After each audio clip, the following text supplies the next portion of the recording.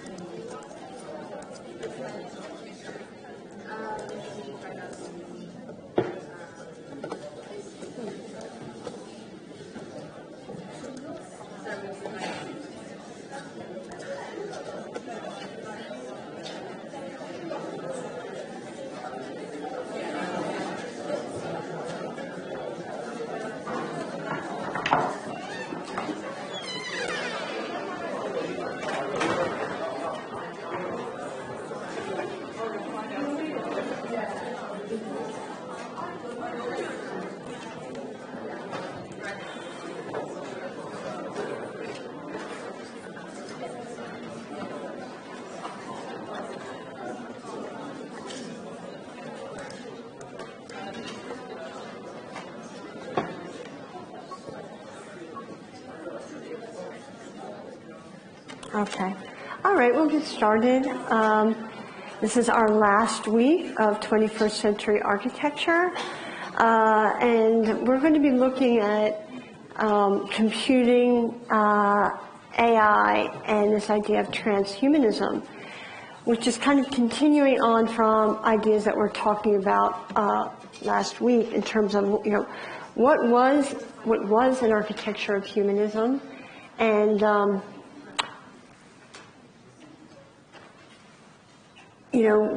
really does that exist in any type of form, or have humans, as at least not for the purpose of architecture, but at least a means of measuring and proportioning architecture, have we been displaced for other means?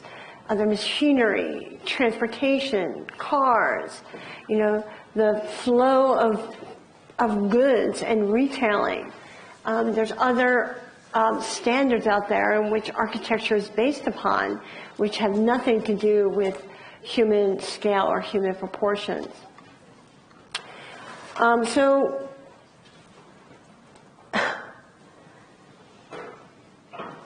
when we talk about artificial intelligence and early days of computing and architecture,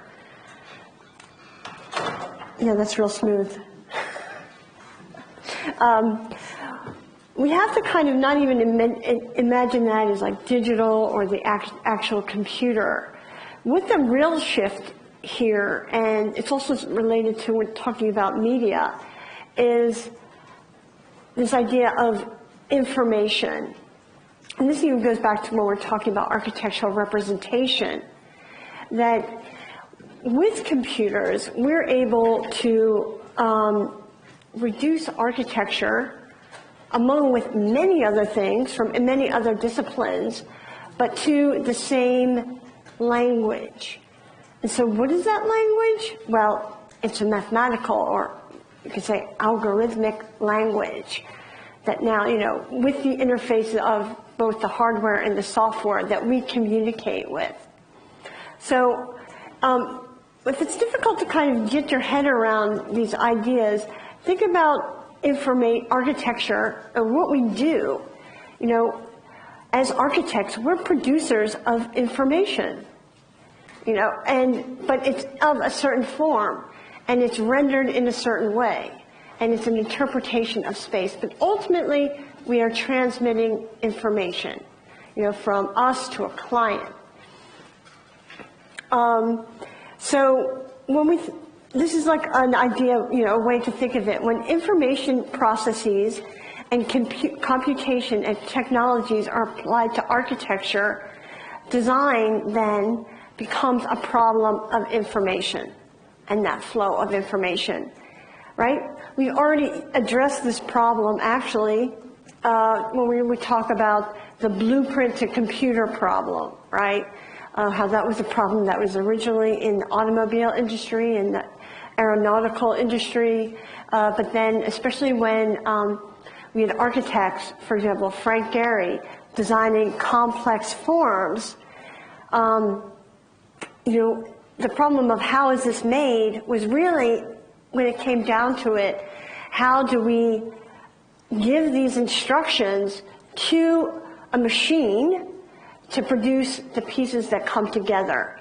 That's one of the problems. But also, how do we even communicate to a contractor or a bunch of contractors and consultants what we actually want, right? That was a model to computer problem, you know, the Gehry model, and getting that into the computer. So again, it's, you know, these hiccups, but then ultimately these, you know, triumphs over figuring out architects, this kind of translation of information between one traditional mode, or blueprints and models, to that of the digital. Now, once we're in the digital, actually a lot of things can happen, right? And then you get to see this horizontal movement between different disciplines. You know, that kind of lateral movement between design and graphic design and industrial design, that becomes a lot easier. Why? Because we're all working in the digital, we're all speaking in that algorithmic language to machines. So of course I want to give you some background and history on this topic. And look back at, you know, when did architects first try to broach this problem? And there was two different types of groups, main groups, a couple different groups actually that we're going to look at today. But they were also asking themselves these questions, these two issues that were at work. Does architecture become more human if it becomes smart and intelligent? If it has these properties that humans have? You know, even at some point, does it have a certain type of sentience, right? Which is this way of Sentience is, I guess you could say, a knowledge of its own being in the world. It's a type of ontology. I don't know if any of you have seen, what was that one film with Natalie Portman, where she's a robot?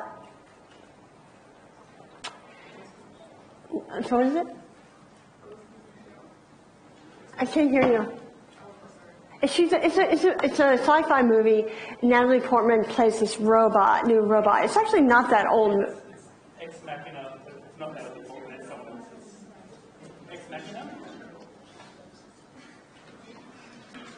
Oh, yes.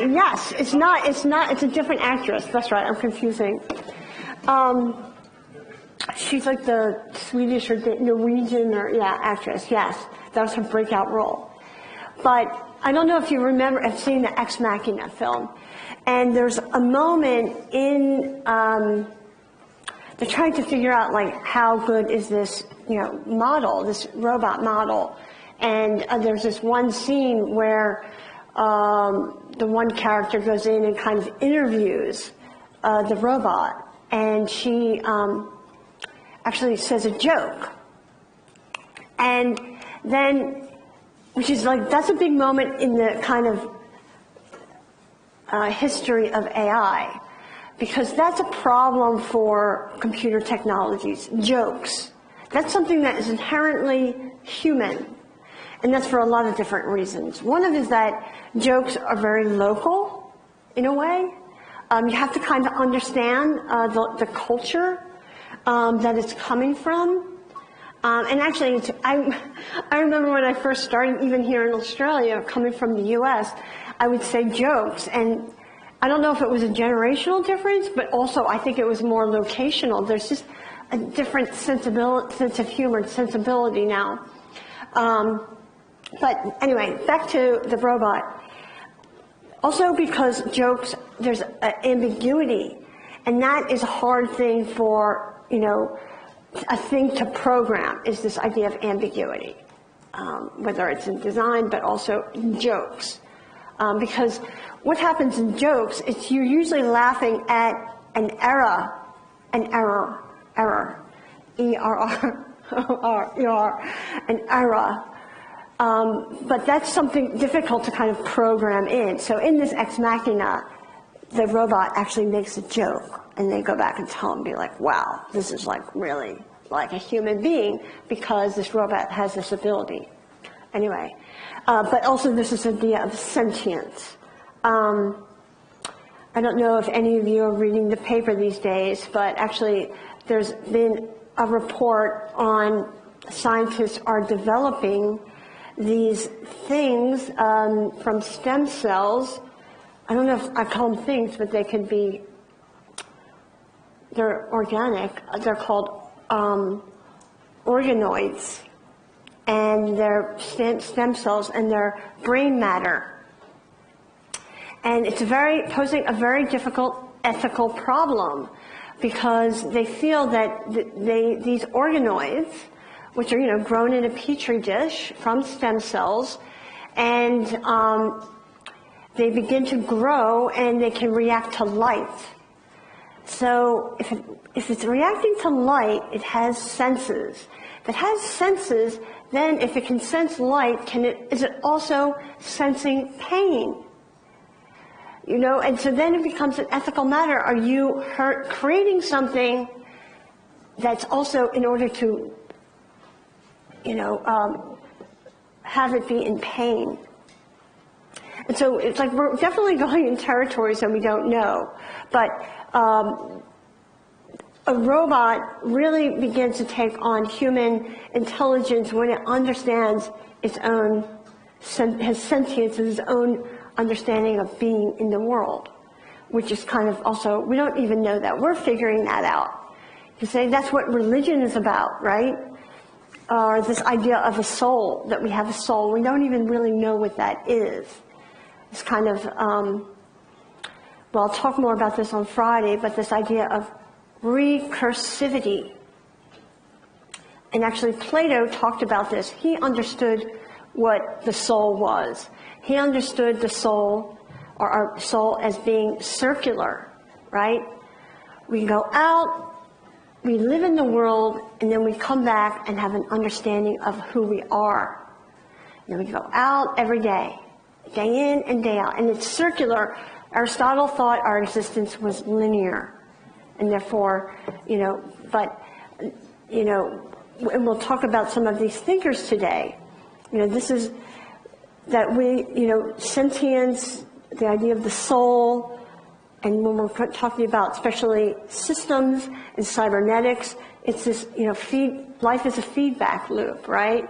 You go out, you take your quiz, you get your results, you learn what you did wrong, and you go back. You take another test, and then you do better because you learn from your mistakes, right?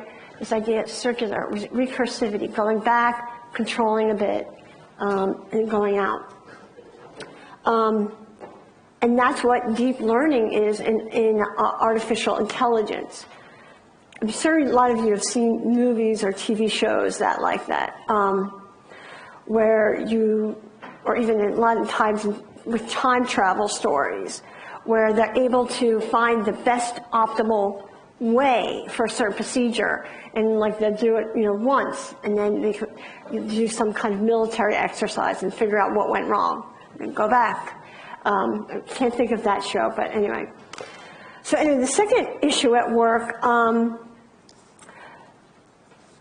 what do humans transform according to innovations in technology, redefining what it means to be human?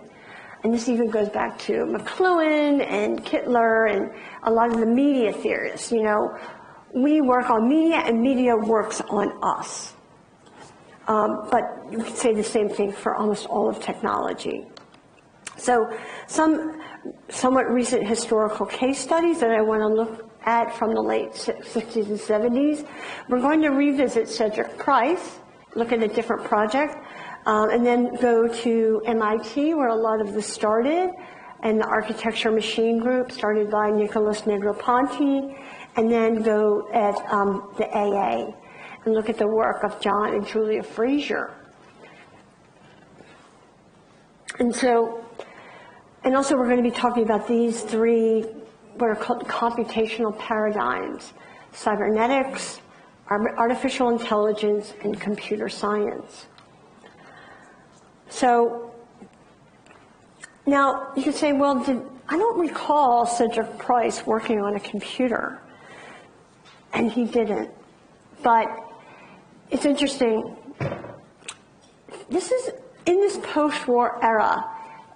They did develop a computer. Any of you have seen, the film on Turing or know about Alan Turing? The computer was built, mainframe, huge, massive computers during World War II, but they weren't for use for everybody. Didn't involve you in your daily life. That wouldn't come for decades and decades later. But the theory of computers, the systems theory, that kind of laid the ground. The theory came before practice for many, many decades. So this idea of cybernetics and systems theory and feedback loops, and what was an iteration of systems theory, of understanding systems and how they work, whether they're open or closed systems. And then also this idea of feedback coming in, what I was just talking about. That existed before, and people had an understanding of that. And that's what I would say Cedric Price did, have this understanding of systems theory, and these were kind of inbuilt into these projects. Even if this is like the anniversary of the Bauhaus this year, if any of you are also have heard of the School of in Germany, it was like the continuation of the Bauhaus after World War II. And it was this idea that Germany could be rebuilt if it,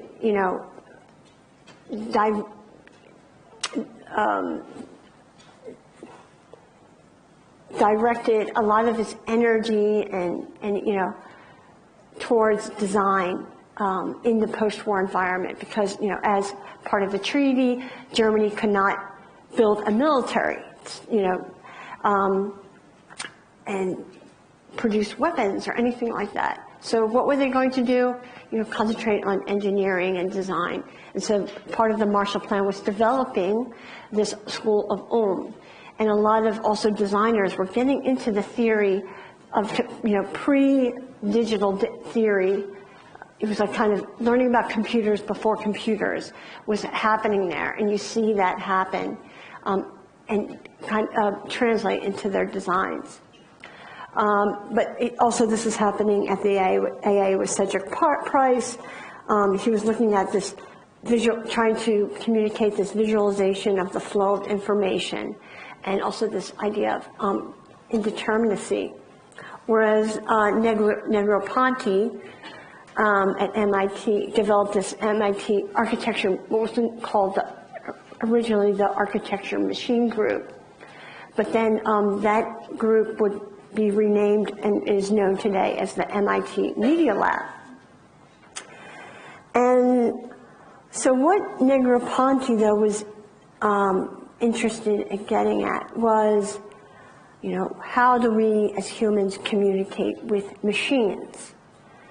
And it was thinking about already, this is like in 1966, how do we apply artificial intelligence to architectural problems? And what is the spatialization of data and information, and what would be that interface? And then a later but similar example was John and Julia Fraser at the Architectural Association. And they were working on, and we'll talk about this publication of work called Evolutionary Architecture. Now, this school of thought, you know, they were also working, well, they were working on computers, but they were coming from a different angle. They were looking into biological models and concepts in which to base their work on. You know, looking at Darcy Thompson on growth and form, and, you know, looking at a lot of studies of ecology, and because that was systems theory was also evolved from the study of ecologies. And they thought, how can we adopt these natural systems and then apply them to computing? But before I even go there, I just want to even reiterate, let's go over what do I mean when I say cybernetics? It's kind of old-fashioned, right? We say now the networking. Well, that's not necessarily. Cybernetics is really this early problem that, you know, Norbert, not a problem, but actually this new phenomenon that Norbert Wiener talks about. He created the term cybernetics, and which means it's a notion of feedback in the system. So here's a quote of his: information concerning the results of its own action. So what is also I think it also helps to remember what cybernetics means if we look at the etymology of the word, which comes from the Greek, meaning to steer or to navigate or to govern. And actually the Greek kybernetes means a governor or a helmsperson of a ship, so kind of like steering you. And so for Wiener, cybernetics is a scientific study of how humans, animals, and machines control and communicate with each other. And so you can say, well, what does helmsman and steer and navigate or govern have to do with then how humans, animals, and machines communicate? Well, it's also communicate, but also it's a system of control. In this kind of feedback, you know, input and output. You know, it's this idea of this is an open system. You put in something, one aspect, one ingredient, and then it has this reciprocal effect. And it kind of then affects the whole system. And then, of course, we've already talked about this, his 2 books that introduced this to the general public. It wasn't for a specialization, these 2 books. But even what allowed, what also added to this understanding of cybernetics is the work of Claude Shannon, who was a mathematician and electrical engineer and cryptographer. He would eventually, I think, also make it to MIT, but when he was at Bell Labs, which Bell Labs is a telephone company in the US. So it's like our version of Telstra many years ago, before it was like, coming down from Alexander Graham Bell, that inventor, this is his labs. And this is actually also the place earlier, but this is where a lot of the experimentation that was going on, and the artists, the experiments of art and technology, remember with the Pepsi Pavilion? They're also being sponsored a couple years later by Bell Labs. Hi. Are you in this class? I'm just looking for this. I went to the Maya Center, and it's a node there, it's transferred here, but I don't know where is it. Tell you that, Williams. Oh, I don't know where this is. I'm sorry. It's not at the Sidney Meyer? Yeah, it's not there. It's on the door. It's a little sticker that is in here. Yeah, I'm sorry. This is a different class. Yeah, I know. Sorry. We're talking about computers and artificial intelligence. You're welcome to stay.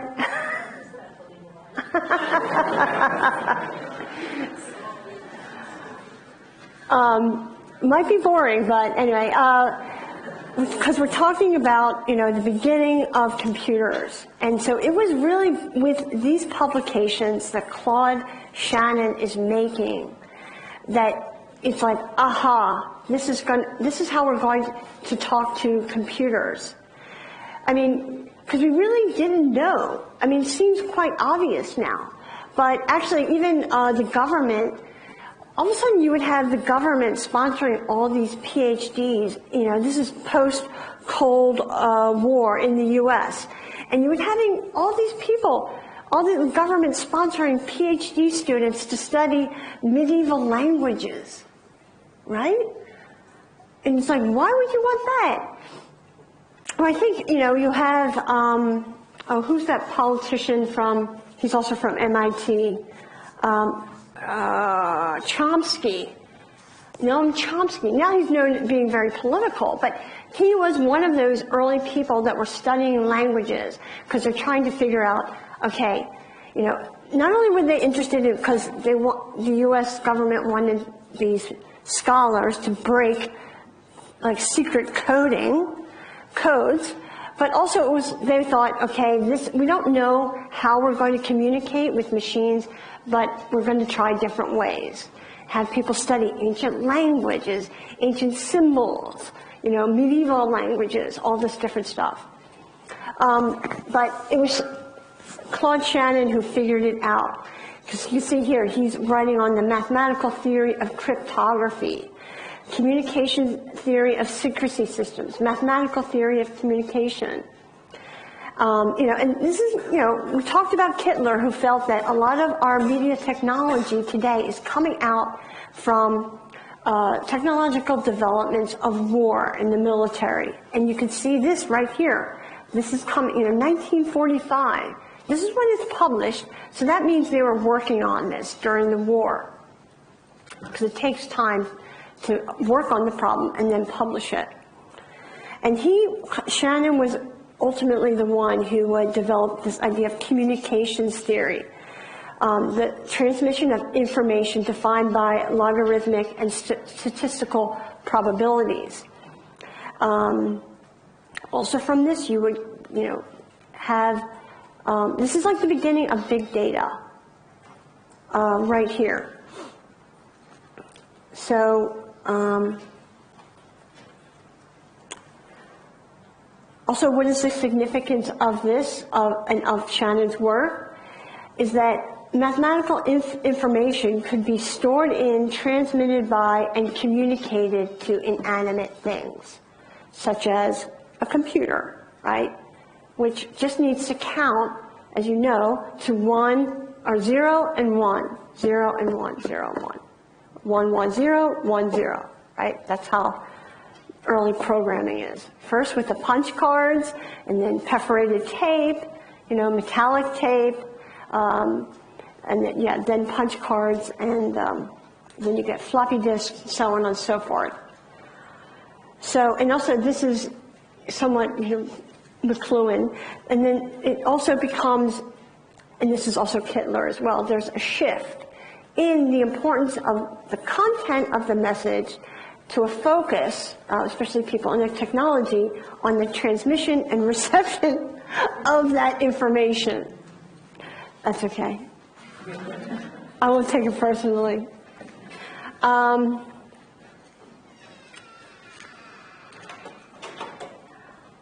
sure she's the one person that knows what a punch card is, maybe, in this room. How many have seen a punch card? No? Well, if you've ever had a boarding pass that's kind of on a thick piece of paper, that's not on your phone, those are like the paper it was made out of. Those kind of boarding passes, but those are not punched. But anyway, the same cards. So Gordon Pask, who was a mathematician and considered a cybernetician, and Joan Littlewood were the kind of first attempt, and we've talked about this, I'm just reviewing here, was to try to apply this type of theory and this knowledge to the Fun Palace. Because, you know, Shannon and Negroponte, which happens later, are in the U.S., but the first computer is made in the UK. And then even actually after that, the mainframe computers after the war that were being sold were coming out of the University of Manchester. So, you know, also that was, for a while, the kind of center of computer technology. We kind of forget about that. And so Littlewood, Price, and Pask were not only looking to have this, this Fun Palace fulfill a civic purpose, but they wanted to see it as this kind of open work, as we talked about, right?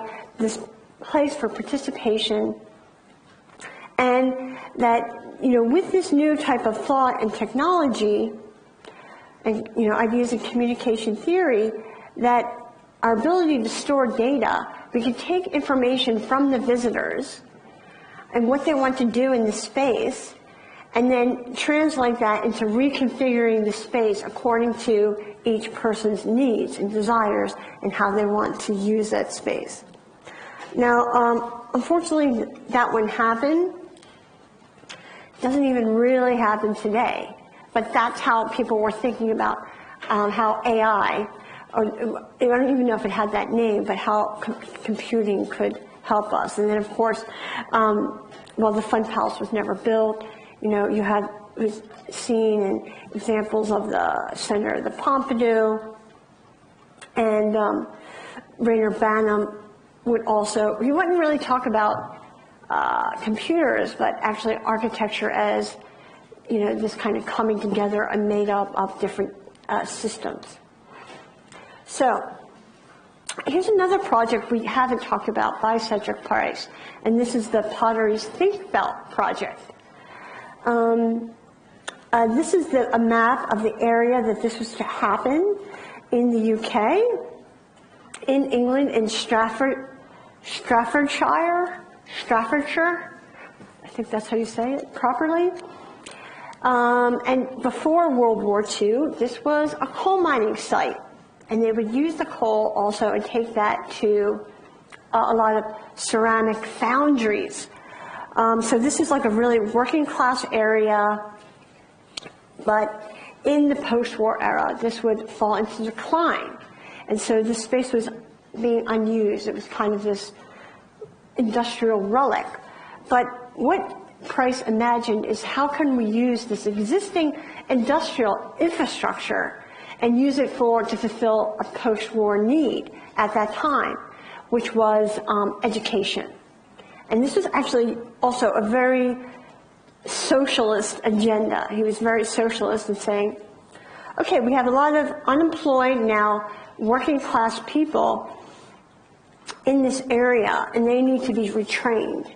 And so he visioned this to be mostly for the purpose of retraining those people who worked at the potteries and the coal mines.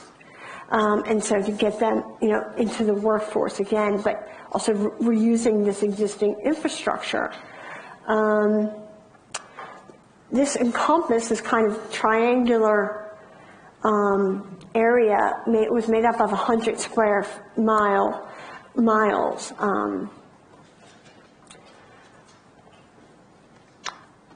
Here are just some images now of how Price envisioned the reusing of the site. The railroad tracks would stay, and you would have these things called rail buses, which would take you to these three different parts of the campus in this triangular shape. And in the points of there's 3 points of the campus, you would have public learning spaces, you would have staff and student accommodation, and these buses would get you between these 3 different sites on the campus, but also the rail buses could also be learning centers as well. So you could be traveling to one point on the campus or traveling around and being in the class. It was modular based. You can see here he has that kind of overarching space frame structure. So made up of different modules coming together to create these learning spaces, but also the housing. And then of course, a crucial component would be a series of gantries and cranes to lift and move these. Because again, this, like the fun house, the idea was that the spaces in these modules could be moved, attached together to make the spaces that were needed. We almost need that here. The class sizes increase, you just add on another building. And you could do it in this vast post-industrial sites. Here's just a diagram of that space and the existing railroad tracks. Also, these were connected by an airport. You had both air, rail, and road transports coming together. These are kind of diagrams of how the switching stations would occur. Well, you would have the rail bus, but attached to that you would have a platform. And you can see here the crane would put on the classrooms as it needed. And then here's also drawings of these types of housing that Price was proposing, made up of modules, what he called sprawl, capsule, crate, and battery housing. And you can say, oh, that doesn't sound that technical. That sounds like more the language of, planner or a developer. But, he did it to irk, your traditional highbrow architect. He was for the working class. This was a campus for the working class. And so he wanted to use terms that would kind of piss off, the upper class gentlemen's architects. And even though this was a campus designed for 20,000 students, and by the way, he didn't call this a university. He also wanted to get away from university traditional architecture. That's why it's called Think Belt, or Think Belt Pottery Project. And like I said, never caught on even to the project. This project was not built, unfortunately, but it was intended to teach 20 students, but the housing would accommodate up to 40,000 people because he didn't want it just this confined space of students. He wanted also local residents to also, or anyone local or non, kind of the mixing of students with workers together. And so you want to have this kind of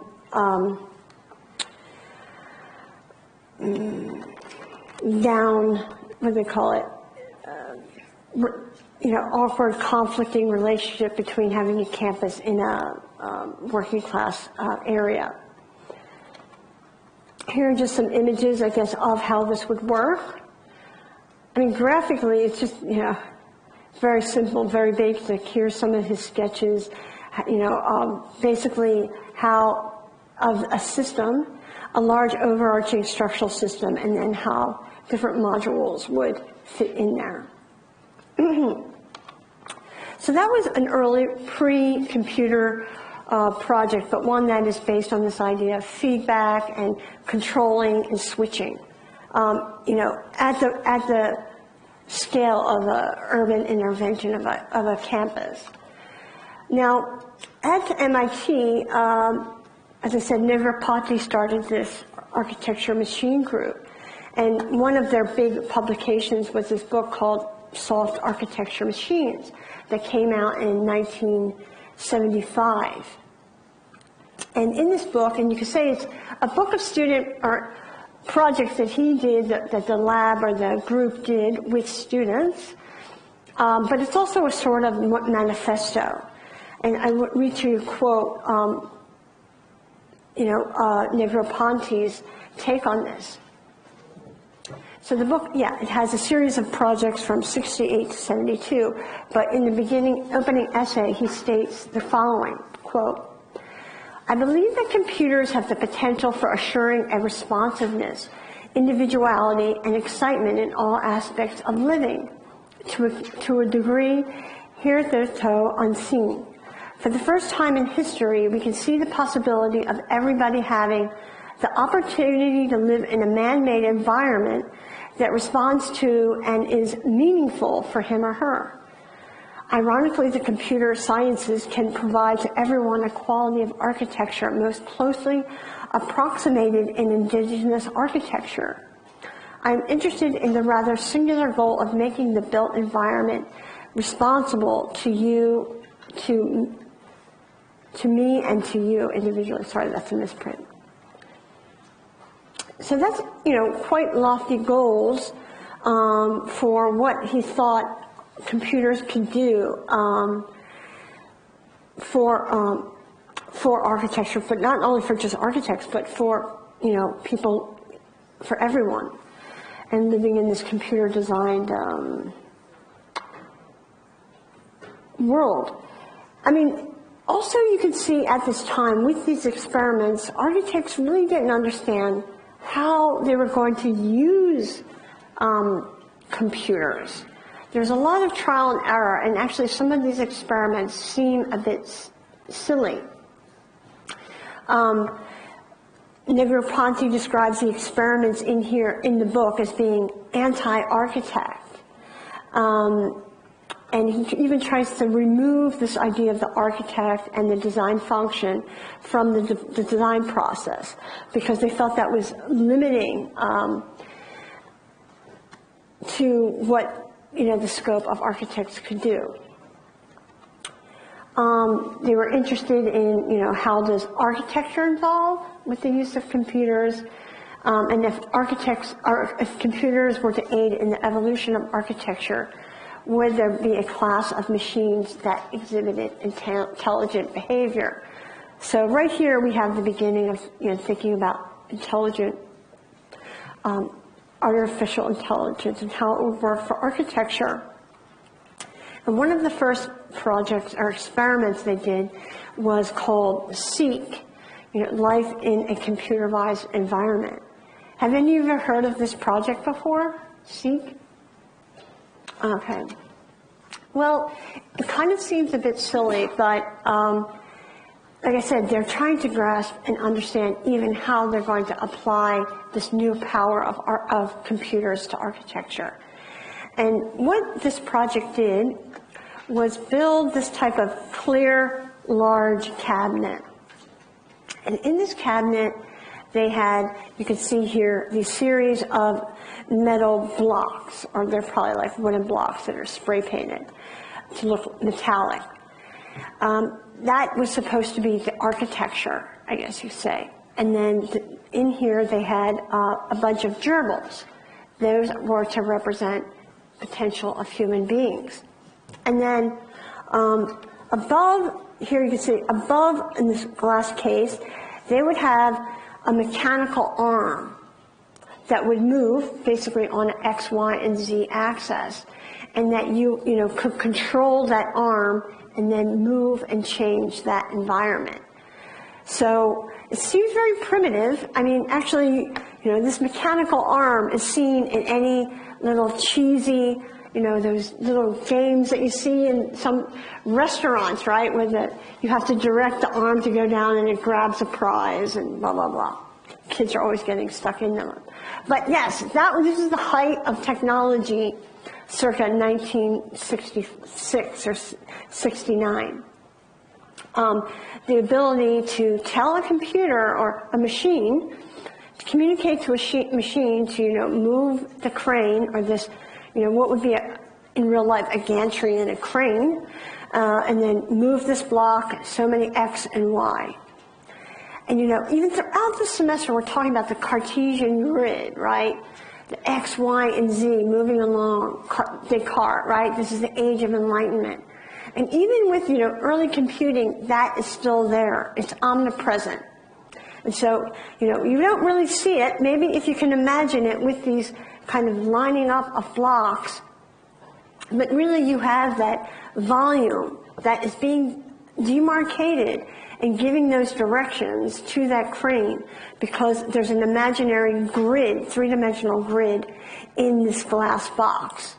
And somewhat you can see like these blocks here and some you can't, but they're still being charted out in this project, in this experiment. Here you can see here, this is, I think at the Jewish Museum there was also an exhibition called Cybernetic Serendipity, where this also was shown, the SEEK project. Anyway, so that's, I guess you say, one of the early examples. There's other projects in this book, but this is one of the more significant ones in terms of looking at the application on AI. But let's go over and look at what John and Julia Fraser were doing at the AA. Now this is a couple of years much later. I mean, the book was published in 1995, but this is like years in the making of also working with students on projects. And mind you, this is happening at, I guess they're government funded, but at universities and schools. This is not being funded by industry. And so this was an investigation into how fundamental form generating processes could be applied to architecture. And I guess you could say if they paralleled a wider scientific investigation into how different morphologies occurred in the natural world, right? Like Darcy Thompson. And so, like I said, they're looking at biological processes that can be replicated in this digital and electronic world.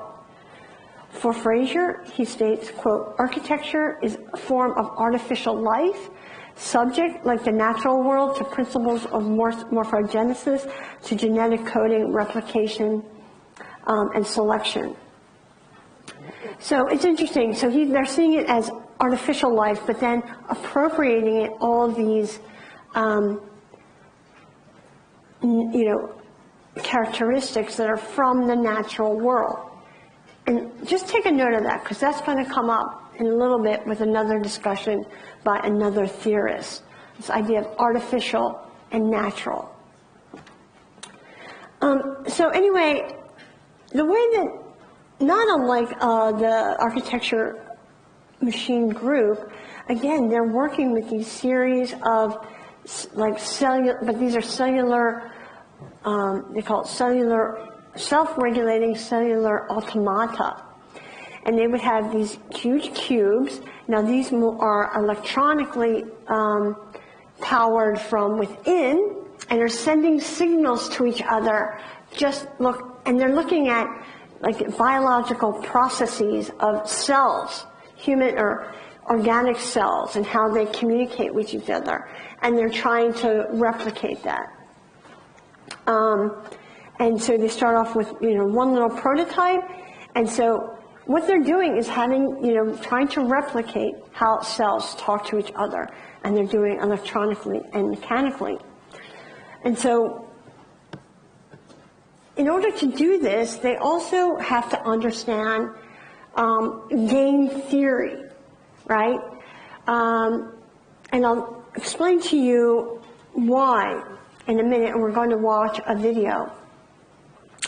Because around the same time, or 1970, there was a mathematician by the name of John Conway, he actually came up with a way to model cellular automata. And he actually even developed a game to simulate real-life processes. And so Fraser, they're looking at this, and they're applying it and trying to model it themselves. Now, Conway, I think, did this theoretically, but the game he made was to make these series of rules. These are the 3 rules right here that he made to make up this game as a model to show you how cellular automata would work. That any live cell with fewer than 2 lives with a neighbor, this is on a grid, dies. Because it's not, this idea of this, there's not enough cells to populate that. Any cell, within this grid, with 2 or 3 live neighbors lives on to go on to replicate a next generation of cells. Any live cell with more than 3 live neighbors dies because of overcrowding. And like when I say this, think of a chessboard, right? Any dead cell with exactly 3 live neighbors becomes a live cell. So actually I have a really interesting video to show you that explains this. But also, I think he's a physicist, this guy. By understanding and being able to replicate cellular life in a computer simulation, he even goes and makes this jump. Well, if we can simulate cells, how do we know that our own lives, human life, is also what we're experiencing now, not a computer simulation, right? Like this is like, you're talking like the Matrix here, right? You've all seen the Matrix, right? Please tell me you have. Anyway, let's watch this video. It goes on for 9 or so minutes, but it's very clear, and I think it explains a lot. Your head might explode about this idea about life being a simulation, but what the heck? Talk about what if the universe is just a computer simulation? How would we know? What sort of things would we expect to see? Could we ever tell? Could we ever be able to work out that we're, living in part of a simulation, or we're just bits of information? Of course, there's the Hitchhiker's Guide to the Galaxy, where, for example, the Earth was just a massive computer program, and all the people on it formed part of, how did they put it, the organic matrix. There's the matrix, of course, itself, which is a really, really intriguing idea, a really intelligent concept, let down by some bloody awful acting. It's a fascinating concept for anybody. Are we living in a simulation? I mean, it stretches all the way back. It's a thorny philosophical issue. So there's a whole sort of subfield of physics now called digital physics, where physicists and computer scientists are getting together, and the idea is that the fundamental basis of reality, the fundamental basis of physics, is not energy, it's not matter, it's information. And there's a guy called John Wheeler back in the 70s that this wonderful phrase called it from bit. The most fundamental aspect of our reality is information. This is Physics World back in just last year, modelling the universe as a giant computer. And the idea here is that instead of having what's called continuous functions. Instead of being able to basically pick any particular point in space, no matter how small, down to the smallest infinitesimal, there's a quantization. Space is divided up into chunks, or space is divided into a grid. And that's really reminiscent of things that were happening again back in the 70s, but have been, obviously developments in the decades since then, where there's something called Conway's game of life, which is a really, really neat example of how simple rules, very simple rules, can give rise to complexity. And what you do is you set up a grid. It could be in 3 dimensions, but generally in Conway's game of life we consider 2 dimensions. And what you do is something really, really simple rules. Right, what we're going to do is we're going to populate this grid. So we have squares, which are like little animals. And that one. And that one. And now these really simple rules. What you basically say is you start off your system. And what you're going to do is each time round, we get a computer to do this, but there's no reason if you were suitably inclined and had nothing better to do with your life that you couldn't do with just pen and paper. You look at this one, you look at each animal or each cell, let's call them cells, in the grid. And you say, look at how many neighbours it's got. And then you have very simple rules. If it's got 0 or 1 neighbours, it dies out of loneliness. If it's got more than 4 neighbours, it dies out of overpopulation, overcrowding. And if it's got 2 or 3, then it's happy. So that's those are one set of rules if it's occupied. If it's not occupied, if it doesn't have a cell in it, then what happens is that if it's got 3 neighbours, so here for example, then what will happen is this one will become live. If you do this, I'll show you on the screen. This is obviously it's going to take a long time if we were to do that with pen and paper. John Conway's Game of Life by a guy called, where is it? Edwin Martin. So what you do is let's take a really simple one like that. And what we're going to do is we're going to apply those rules. And watch what happens. You might think, well, this is going to be fairly boring. But so you get something which is called a glider, just due to the way those rules work. Okay, so in this case, once it reaches the edge of the grid, things effectively stop. So let's do this one, and let's see what happens now. Wow. Remember how basic those rules are? My daughters are 7 and 9. My son's actually 4. I could explain those rules to him. And see what you got there? This case, it reaches a steady state, a boring steady state. But before, let's run that again. You see all that complexity? Just from very basic rules. Stop it again, and then, or we can do something completely random. Let's clear it. Edwin's provided the facility to do neat things like this. That's a very wonky face. And then we run this. Same rules, and what you see is the population. So this is, I hope you can see why it's called Game of Life now. And in the 70s, this was paradise for geeks. This was state-of-the-art computer graphics in the 70s. In fact, my computing started in the 80s with something called the ZX81. This is in colour. This is far beyond what I was capable of back in 1981. So this would have been heaven for me. But notice, so in this case, this one keeps sticking around, and it will do that for infinity. But what's remarkable here is unbelievably simple rules on a grid, on this type of grid, give rise to this type of complexity. And what's the important thing here? Well, it's the information. It's the fact that this animal, or this, whatever you want to call it, cell, at this position, is affected by, it's influenced by its neighbours. And it's those interactions and how that information is exchanged that gives rise to this level of complexity.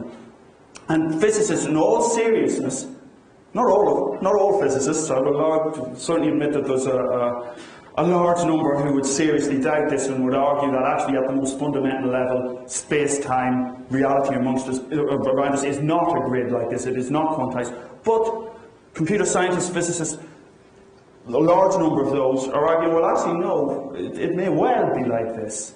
And then it becomes very, very interesting indeed as to how basically these rules play out. So what this has got to do with you and me and atoms and galaxies is that the important thing here is if the system depends just solely on, well, whether is this grid occupied or not, is that a 1 or a 0, is that a bit or is it not a bit, then do we treat particle interactions like that?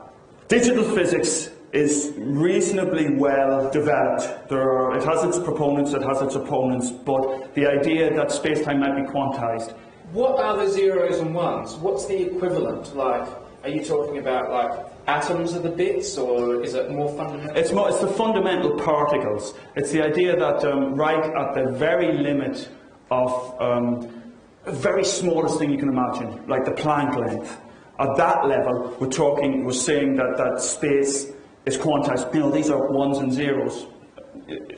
If it's occupied, it's a 1. If it's not occupied, it's a 0. And what's the equivalent of occupied and unoccupied at the quantum level in there? So the presence, for example, the presence of a particle, the absence of a particle. What's slightly more left of field and slightly more off the wall, but nonetheless interesting, is could we be actually the result of a computer simulation by some super hyperdimensional or whatever set of aliens? Or indeed, future generations. Could we be living in future? And there's a guy called Nick Bostrom at Oxford at the Future of Humanity Institute in Oxford who's proposed something called the simulation argument, who argues this. You've got 3 options.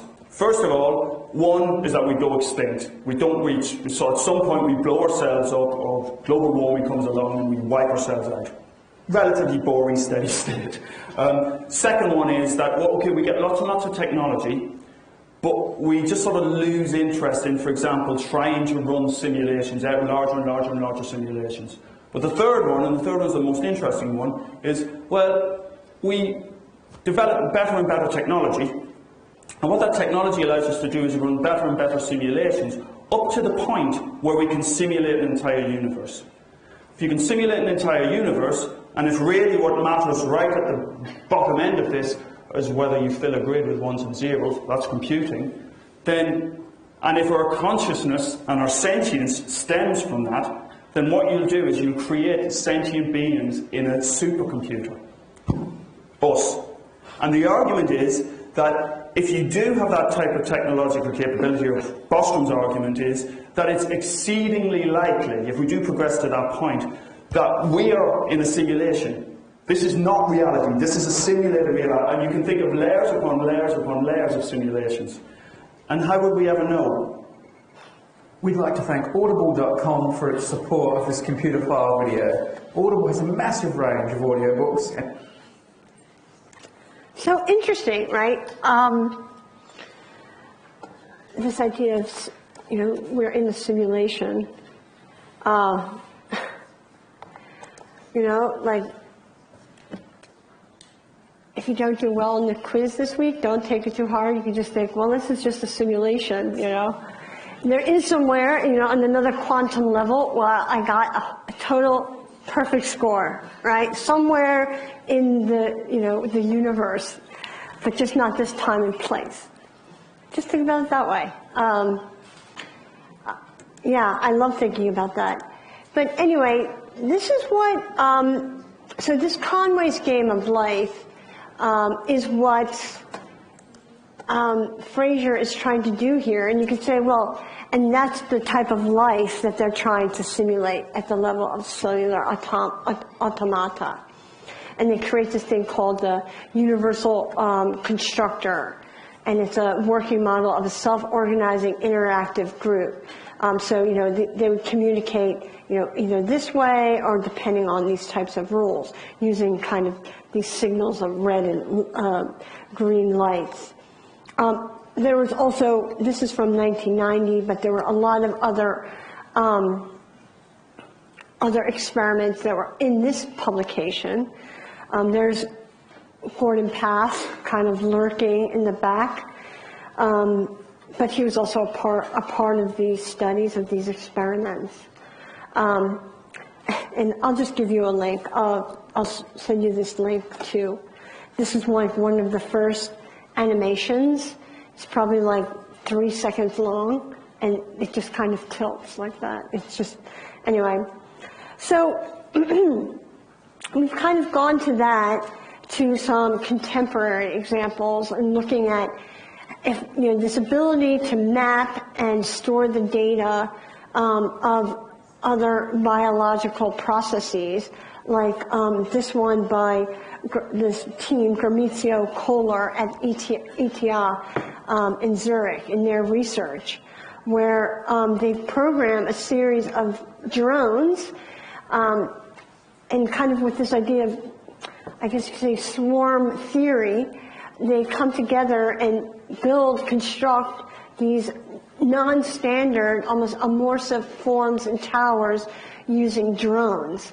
Now, I had problems getting the link for this, but maybe even before I go there, I want to remind you and just take a look at, these studies. We're talking about Frank and Lillian Gilbreth and their time motion studies. And I found actually a video of their experiments of, how to build the best brick wall. I mean, and you can see this, they're this old, they don't even have sound. It's just all with, the text. And they talk, this is the original layout, and you can see the clock here, they're timing all this, they're tracking the motion, and they're showing this is how traditionally a brick wall was made, with a lot of inefficiencies, where each bricklayer has to bend down and crouch down and to lift a block. That not only takes more time, it is also more energy for the brick worker, and expending more energy, he gets tired and will probably also slow down. So they're saying, then they're showing this other way that eliminates wasteful motion by using this non-stooping scaffolding. I mean, and they don't show them making the wall with this, unfortunately. There's just images. But we're talking like 1917, 1920, probably this was made. So anyway, that's why there's also no sound. And so they're showing, like, if you organize the bricks this way and have them up on the scaffolding, you just have one motion. You eliminate that. Well, you take that, and let's look at the Gramizio and Kohler video. Please let it work.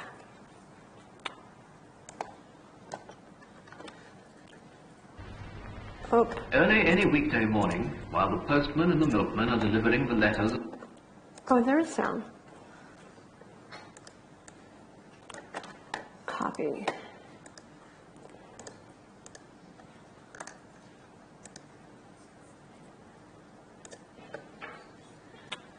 Oh, it's not going.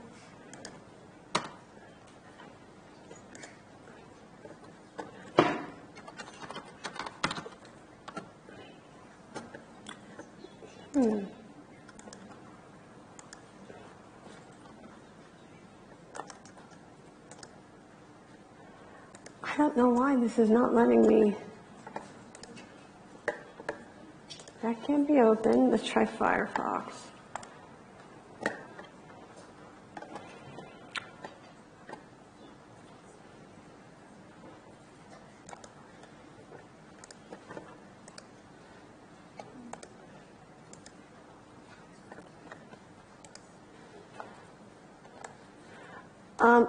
Have any of you seen this before? Raise your hand. Only a couple, so then it's maybe worth showing.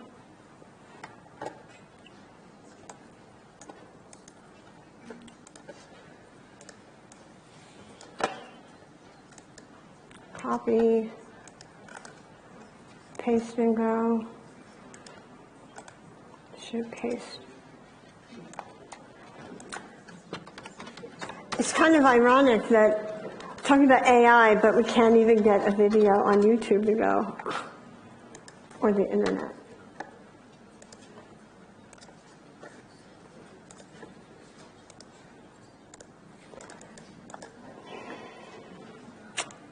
I will just have to send you the link. Sorry. I don't know why those other two work, but now this can't be opened. I can't even now open the these browsers. It's saying it can't be opened.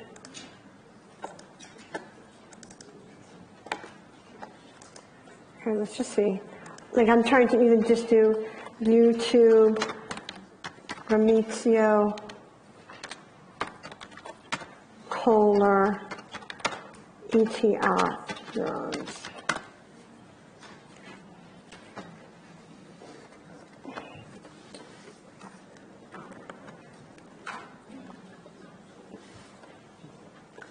Internet is working. Yeah. Yeah. Sorry. You know, I don't know why I got the other two to work. I tried to get these working, but I will send you the links.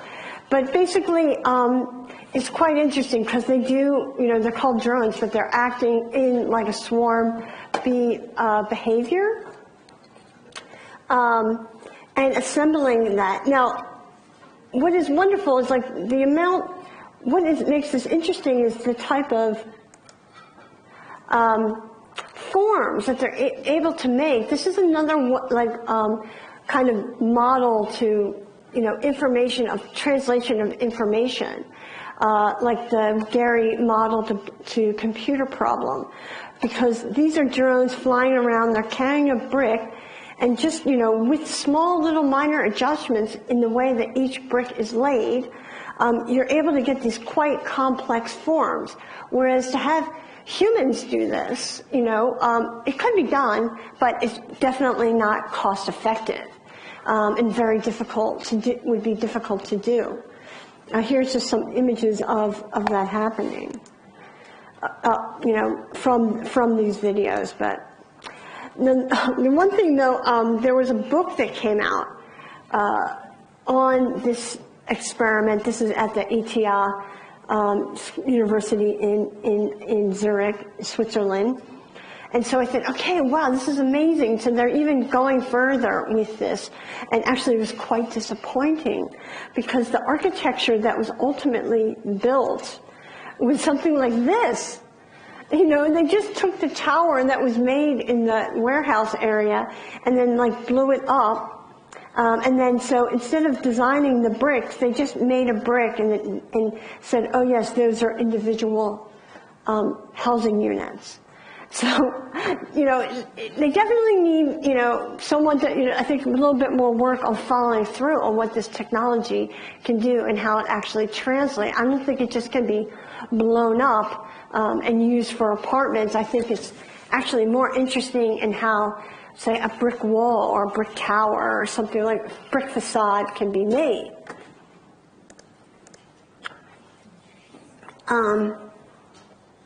And here this is another video that they show of, and there's also, they have a TED Talk. I can send you all these links of how they make a rope bridge programming the drones. And so here's,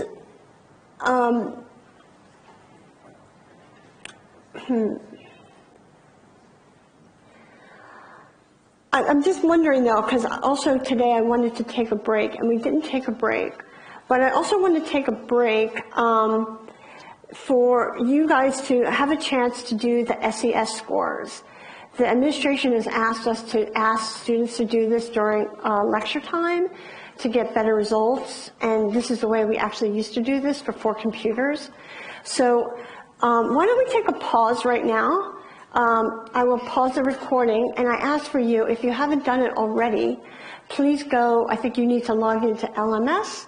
It takes 5 minutes, and fill out the SES student survey. These are important. You get to give feedback on me, on the lectures, on the subject, and also on your tutors. So you guys know yourselves how important feedback is, and so it's important for us.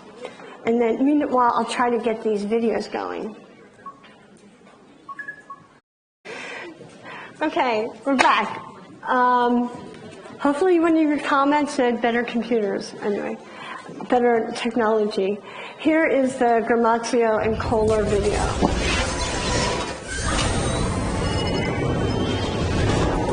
Oh. My name is Amar Yurchan. I'm an architect and I'm a researcher in the field of digital fabrication. I'm working at ETH Zurich, and the research we're working on now for 2-3 years is the use of flying machines in construction. The project is called Flight Assembled Architecture, happened in 2012. in the Fac Center in Orléans, where it was the first time that we had flying machines building a differentiated structure made out of 1,500 elements. It was in the end a 6-meter tall tower. Basically what it showed was, on the one hand, that these machines can collaborate to build structures. On the other hand, it showed that they can actually work on a building scale. Flying machines are basically just an end effector, a hand, basically in three-dimensional space, operating according to the instructions that we're sent. In architecture, we spend a lot of time modeling something, often in 3D, and then we translate this design drawings in 2D plans, which are then interpreted by someone. And it's a shame that we lose all the spatial information that we actually have from the 3D model. And I think robots allow us to sort of connect these two together, and this can be a benefit for the whole process chain.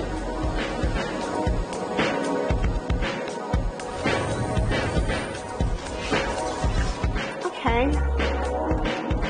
So, yeah, what is interesting, it's not that this is something that technology that just replaces a human being and it's automated. With this technology and the ability with computing and these small mechanical drones is that they can build something that was unbuildable before in a very relatively inexpensive way. It gives a possibility of new forms.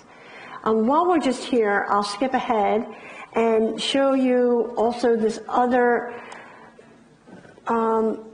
well, it's a good way to transition to talking about the cyborg, because I do want to get to talking about Donna Haraway's essay.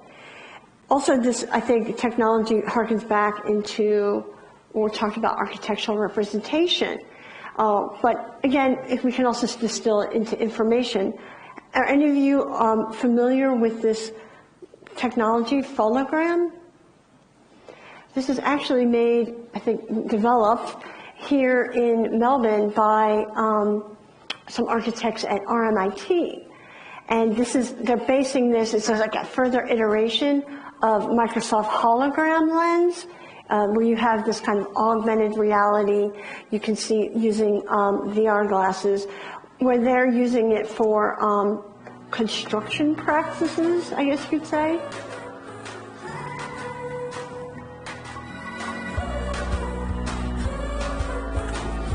Look familiar?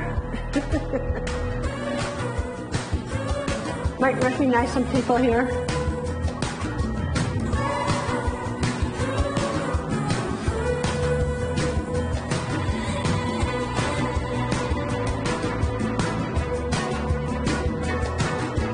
Hologram connects mixed reality devices to CAD modeling software. You can use Hologram to build and share your own interactive experiences, all within the tools that you normally use. Hologram is going to bring us into a new era of design. When you realise that when you're looking at use the thing you're about to make, it almost becomes immediately intuitive. It's totally life-changing. So to go from a bloody sketch and then with the 3D modelling on the computer and then produce this, it's just mind-blowing. It's been exciting to see people realise ideas and designs which they thought would otherwise be impossible in minutes with hologram. Drawings have always been seen as a challenge in the profession of architecture, but while they're incredibly good at describing two-dimensional geometry, they aren't good at describing non-planar geometries. Some of the models that they've been creating simply would not be possible to build with any other means.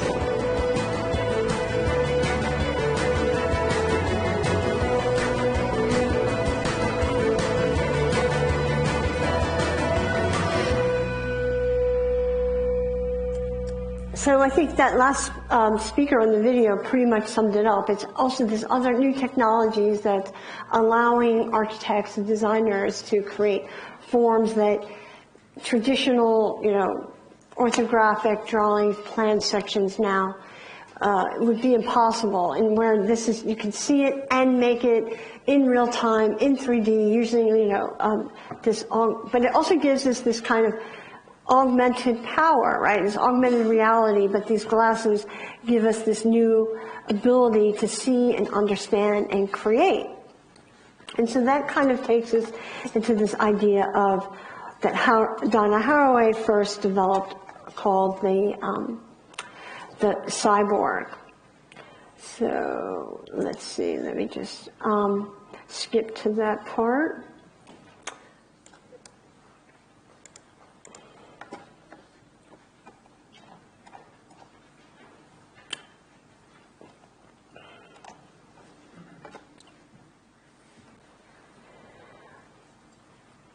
I mean, there's always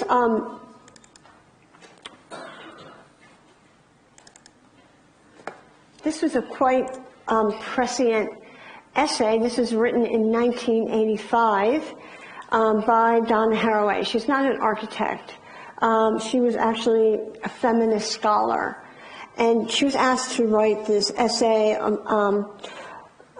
and she was part of, I guess you could say, this influential group of feminist scholars who were trained as scientists before going into the philosophy of science.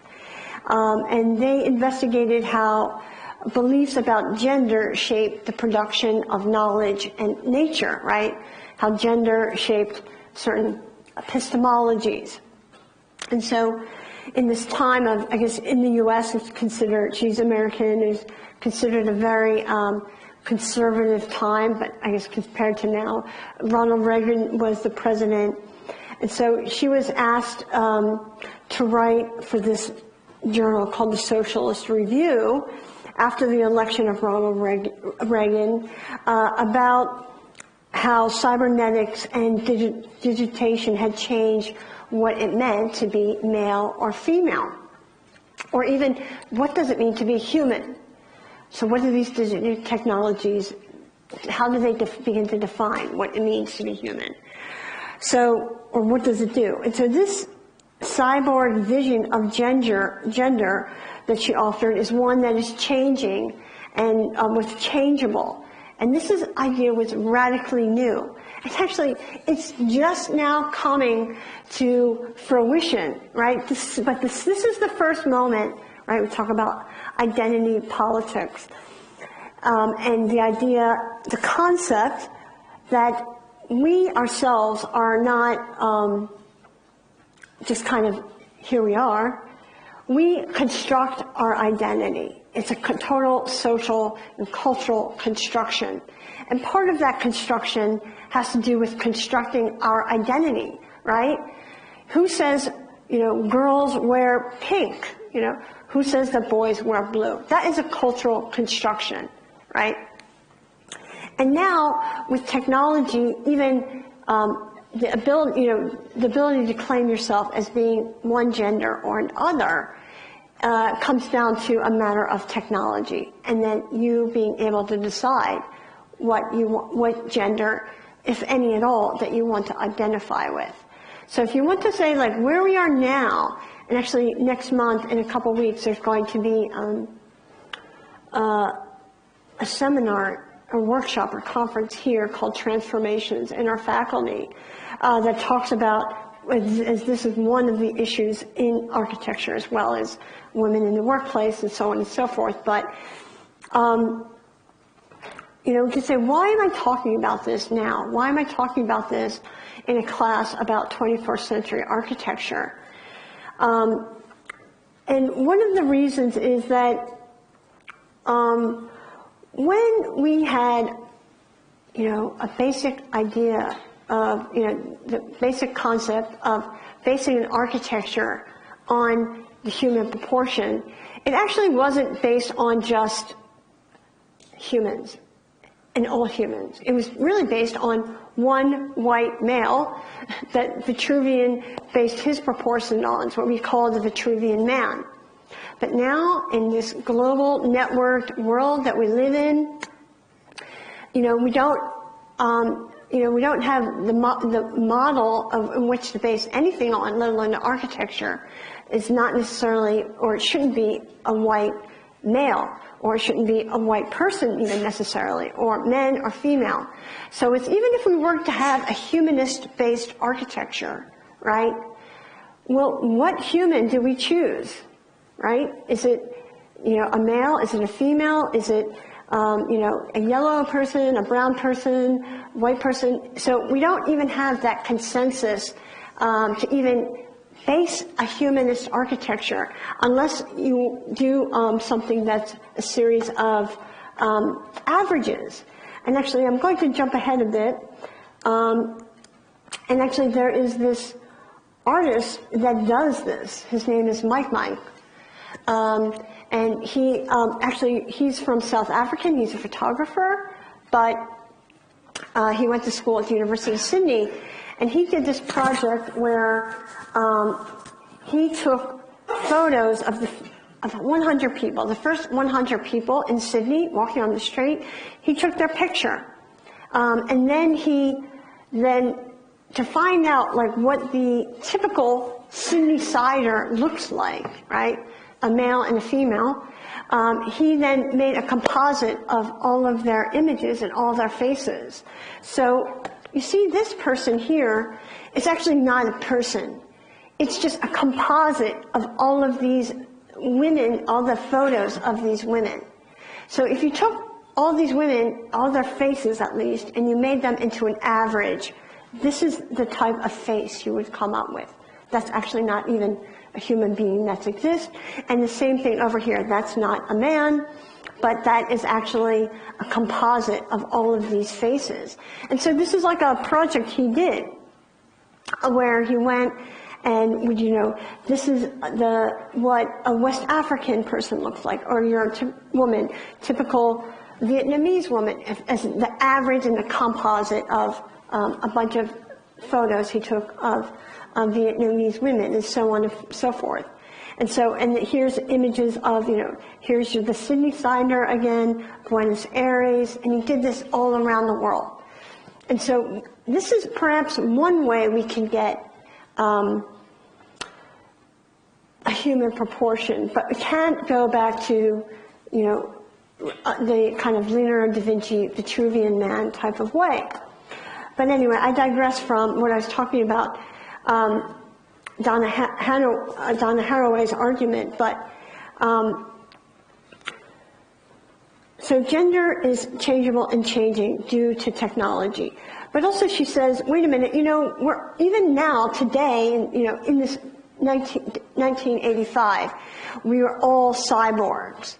And she didn't mean like we're all like versions of Arnold Schwarzenegger's Terminator, but the fact that we eat produce that is from an agricultural system that uses machines to grow crops, or the fact that we buy our food in a shopping mall, a shopping supermarket that delivers that food with trucks and does inventories using computers and you cash them out. The fact that you're buy sneakers and the way that those sneakers are made on an automated assembly line, and that they are designed for performance and treating you also as this high performance machine. Already we are already cyborgs, is what she is saying here in 1985. And so it's with these technologies that we are cyborgs. And even more so today, at the time they didn't necessarily have IVF, right?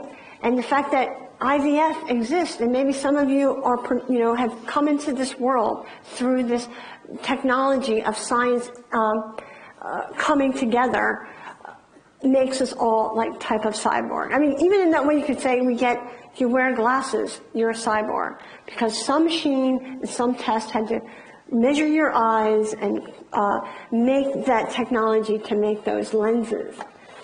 And so that's basically what she's saying here in this essay.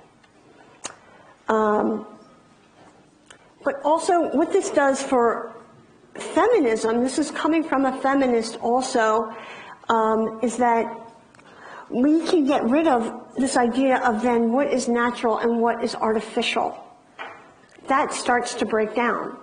And so what is usually understood as natural is usually conflated with what is normal, right? And we begin to have stereotypes. What is natural? It's natural for women to have children and stay at home and do the cooking and the cleaning. That's natural. No. Haraway says since women do not need to be the sole producers of human beings in this world, you know, through technology, through science, there's a sort of leveling that takes place. And so if you are part of an automated assembly line and you press a button, you're already a cyborg. If you participate in a techno rave party, right, with, you know, lights and music and productions, you're already a cyborg. And so we're constructing technology now allows us to construct ourselves and our identities as well as part of that technology, but also in a kind of pessimistic way, like anyone working on the assembly line, we're also a manufactured product, for better or for worse. The cyborg for Haraway is a symbol of feminist liberation because the cyborg disrupts these traditional stereotypical types on, you know, this idea of what is natural, what is normal, and these dichotomies of nature and culture, right? You could say even technologies in weaponry, right? Who is more lethal with a gun, right? It doesn't matter if a man or a woman is standing behind a gun, right? In terms of strength. No, everyone has that same power behind that. Man, woman, however you identify yourself. So these certain technologies disrupt those previous understandings. And so, again, back to the question, why architecture? Why are we looking at this? Well, this is, you know, when we don't have an ideal, we don't have a Vitruvian man in 21st century society, then what do we base our architecture on? I don't have an answer for that. That is actually a provocation. I think Mike answers one possible solution, and we have the technology to that, this kind of averaging and compositing.